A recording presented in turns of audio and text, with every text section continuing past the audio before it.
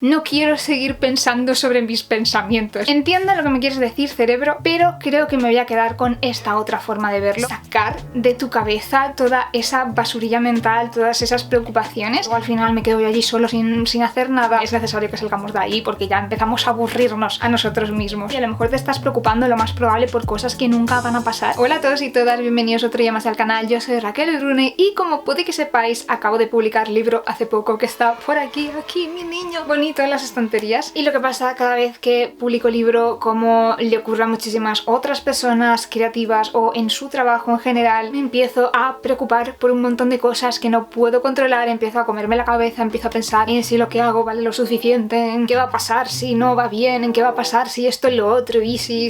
Y no es algo muy positivo para mi salud mental, como os podéis imaginar. Así que he estado pensando en todas las cosas que he descubierto con los años que me ayudan cuando entro en estos bucles, y ninguno de estos métodos es infalible, ni perfecto, ni sirve igual a todo el mundo. Pero he pensado que quizás si os está pasando lo mismo en este momento en el que estáis viendo el vídeo, quizás os puedan ayudar. Así que ya van algunos ejercicios y métodos para dejar de darle vueltas a la cabeza.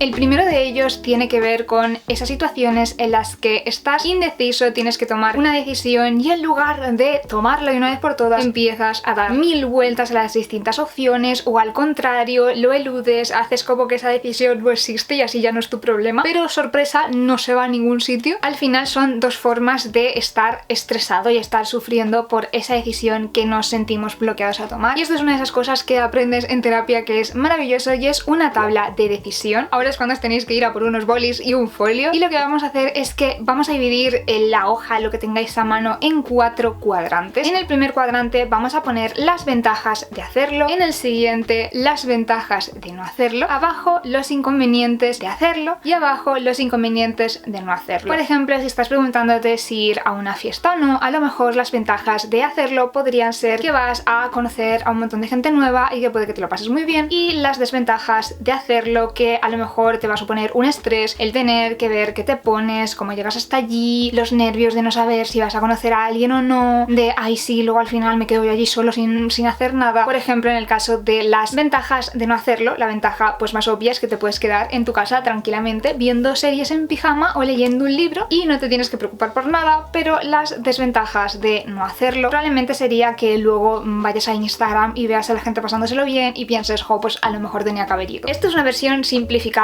un ejemplo para que entendáis un poco por dónde va el ejercicio, pero al final el objetivo es darnos cuenta de que hagamos lo que hagamos, nunca va a ser una decisión perfecta, siempre va a tener ventajas, desventajas, y realmente estamos jugando un poco a adivinar porque son posibilidades, no sabemos qué va a pasar. A lo mejor luego llegas y ves las fotos de la gente de la fiesta y piensas, menos mal que me he quedado en casa porque no me apetecía nada ir. Así que el objetivo no es tomar una decisión perfecta, sino entender mejor tus prioridades, y es que seguramente mientras escribes esto te das cuenta de qué es lo que te compensa más. Y si tus prioridades en ese momento, por ejemplo, son la de conocer a otras personas, las de salir, las de, no sé, vivir un poco de aventura y salir de tu zona de confort, te vas a dar cuenta de que las ventajas compensan los inconvenientes. Y por otro lado, si descubres que en realidad lo que a ti más te llena es ese rato en tu casa, que es lo que necesitas en ese momento, ninguna de las ventajas va a compensar los inconvenientes y el perderte ese rato. Así que lo que nos ayuda este ejercicio no es a decir, voy a tomar una decisión infalible, sino a entendernos mejor y a saber qué es lo que es importante para nosotros y tomar la decisión en consecuencia a eso, y no en base a esa decisión idílica en la que todo va genial y es maravilloso y arcoíris. El siguiente es un concepto que es el del journaling, que básicamente consiste en tomar un cuaderno, que mira, yo este que me he comprado, qué precioso, es súper bonito. Nunca se puede tener suficientes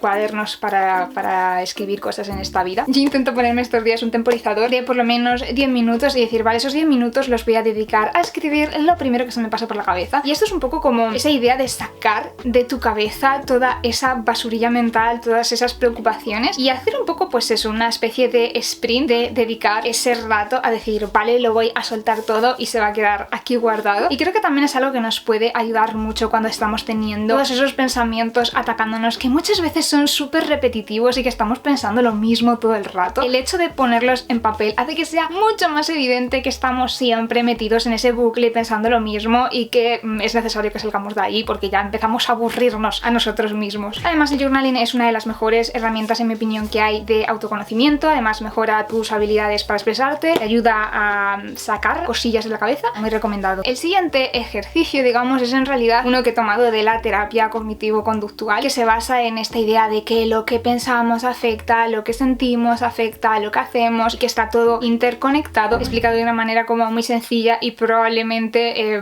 cuando simplificas todo, pues incorrecta, pero para que nos entendamos. Entonces, en lo que consiste la última de las tablas que tengo para activar, digamos, esa parte racional en la que intentamos entender por qué nos sentimos así y dónde nos llevan nuestros pensamientos y qué es lo que está haciendo que se active todo este torbellino, es la de anotar en una columna qué es lo que ha ocurrido, qué es eso externo que ha activado una serie de pensamientos, si es que lo hay. Segundo, qué es lo que pienso, qué es lo que piensas, los pensamientos que vienen a tu cabeza a raíz de lo que ha ocurrido. Lo siguiente, cómo te sientes, que esos pensamientos pues seguramente hayan activado una serie de emociones dentro de ti. ¿Cuáles son esas emociones? Y esto es algo nuevo que yo antes no notaba, que es ¿qué hago al respecto? Cuando yo estoy teniendo esas emociones que me resultan desagradables, esos pensamientos que me resultan desagradables, ¿qué es lo que haces? Y esto vamos a ver luego para qué sirve. Y luego después, cómo te sientes y qué es lo que piensas después de lo que has hecho. Todo esto al final nos ayuda a entender, por un lado, mejor cuál es ese proceso de pensamientos que nos ha llevado al punto en el que estamos, y también a redirigirlos, porque si te das cuenta que a lo mejor hay otro pensamiento alternativo que te puede ayudar, es mucho más fácil por lo menos tener una especie de contrarrespuestas. Y esto ya os lo he contado en otros vídeos, pero hace un tiempo me encontré con esta idea de que los pensamientos no son realidades, no son verdades, ni siquiera tienen por qué ser lo que creemos, sino que son sugerencias que nos manda un poco nuestro cerebro, nuestro sistema operativo, digamos, de cómo puedes pensar al respecto de una situación. Pero tú, cuando te llega ese pensamiento, no tienes por qué aceptarlo incondicionalmente, sino que puedes decir: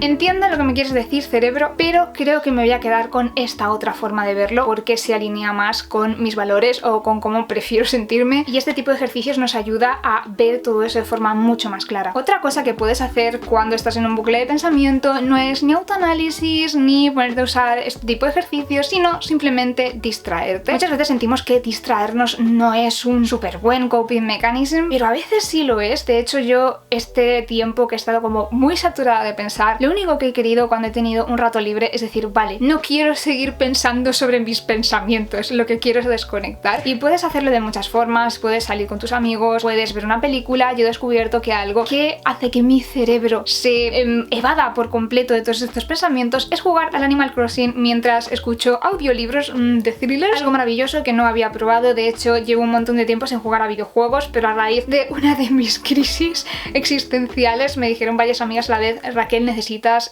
comprarte la Switch y jugar a Animal Crossing. Y dije: ok, voy a darle una oportunidad porque total, algo tengo que hacer al respecto. Y resulta que sí que me ha ayudado bastante. ¿Es una solución perfecta a largo plazo? No. Pero muchas veces, para poder enfrentarnos a las situaciones que nos rodean, a los pensamientos que tenemos, primero nos hace falta dar un paso atrás y tranquilizar un poco a nuestro cerebro y relajarnos un poco. En cambio, hay veces que para cortar estos bucles de pensamientos y poder descansar un poco, lo mejor que podemos hacer es enfrentarnos a ellos, cortarlos de raíz. Que si hay algo que te da miedo y sabes que tienes que hacer, lo hagas cuanto antes, porque muchas veces, y esto a mí me pasa un montón, tendemos a postergar aquello que nos resulta incómodo, aquello que pensamos que nos puede hacer pasar un mal trago, aquello que nos da miedo, y al final lo único que hacemos es que esa situación, en vez de durar 10 minutos, dure días, semanas, años. ¿Por qué nos hacemos eso? ¿Por qué en vez de sufrir y ya, y te quitas esa situación de en medio? Porque estamos todo el rato continuamente sufriendo pensando en que vamos a tener que hacerlo. Just do it.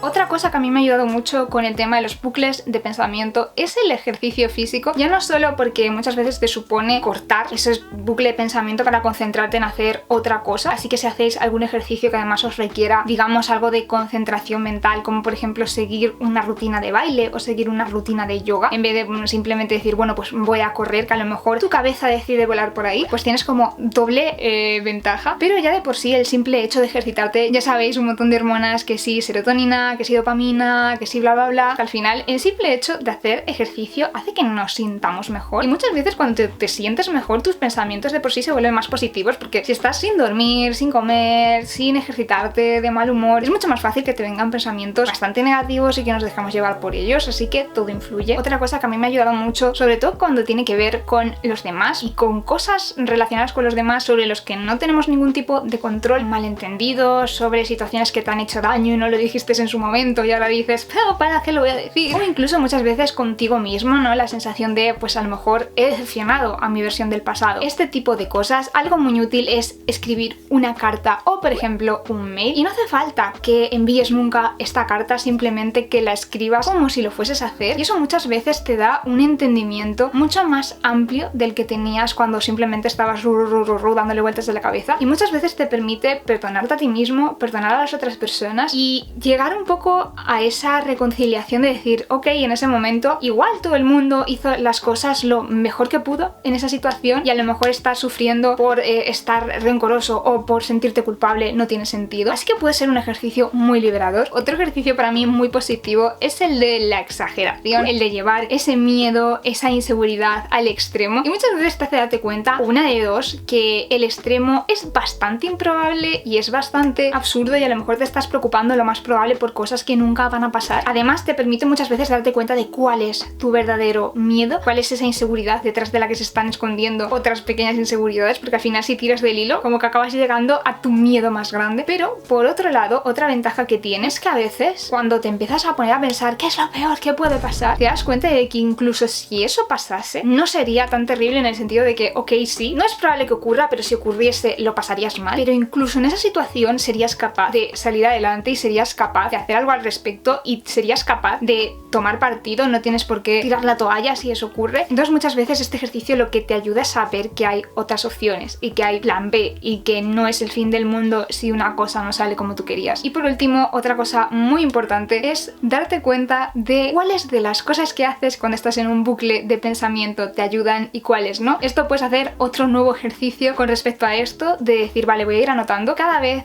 que entro en un bucle de pensamiento, que me empiezo a agobiar, que me empiezo a preocupar más de lo normal, decir, ok, ¿qué hice? Y si me ayudó o no. Si ese día dije, ay, pues voy a ver una serie. Y si a lo mejor resulta que te das cuenta de que viendo una serie cuando algo te estresa y luego retomándolo, lo gestionas mucho mejor que si en ese momento con el estado de ánimo agitado actúas y al final empeoras las cosas, ya tienes una información muy valiosa sobre cuál es la forma más adecuada para ti de gestionar eso. Puede ser que digas, ah, pues me voy a hacer ejercicio y que eso te ayude. Al revés, todo lo contrario, que cuanto más lo postergues, peor lo pases. Pero es una cuestión también de información y de conocernos a nosotros mismos. Así que te invito también a que intentes darte cuenta de esto, porque es todo un mundo, es una de las cosas de las que he estado trabajando últimamente. Y hasta aquí, todas estas son cosas que he ido probando últimamente o en algún momento para intentar poner mi cabecita en orden. Y no os voy a mentir y os voy a decir que siempre sale a la perfección y que siempre lo consigo, porque no somos seres humanos y muchas veces sencillamente pasamos malos ratos y nos estamos tan confusos que nos hacemos daño a nosotros mismos, igual que un Pokémon, y eso es lo que pasa. Y también a veces toca aceptar que bueno, que a veces estamos en ese tipo de rachas, pero bueno, no significa que no haya herramientas que podamos utilizar para estar cada vez un poquito mejor o para